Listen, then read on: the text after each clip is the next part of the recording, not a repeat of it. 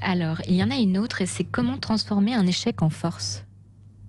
Ah, alors, d'abord en acceptant sa part de responsabilité dans l'expérience qu'on vient de vivre, justement. Ce que je n'ai pas fait.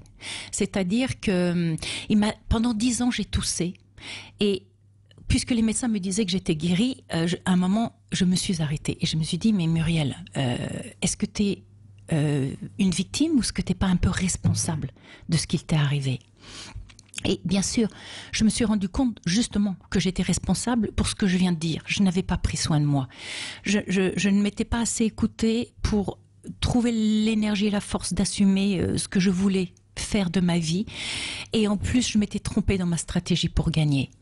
Donc, il y a un moment donné, dans chaque échec, la première des choses qui arrivent, évidemment, ce sont les émotions.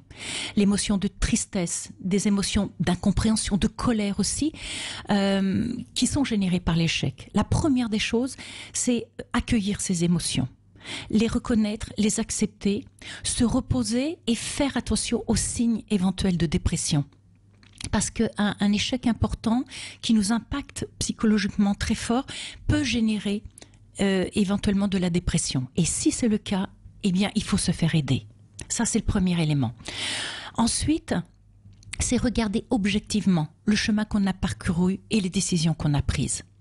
Et quand on déroule, en somme, comme un film qu'on rembobine à l'envers et qu'on va regarder au ralenti, si on étudie comme ça son chemin, on se rend compte évidemment que on a pris des mauvaises décisions, qu'on n'a pas forcément notre attitude n'était pas forcément conforme à ce qui était nécessaire au moment où on aurait dû.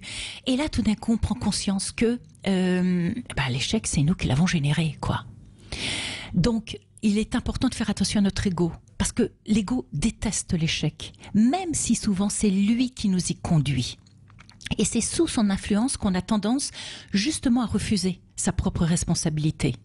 Alors que si on accepte notre responsabilité, les erreurs qu'on a commises, eh bien, on apprend l'humilité, on apprend à être beaucoup plus humble et finalement à faire beaucoup plus attention à nos projets futurs et aussi aux projets des autres.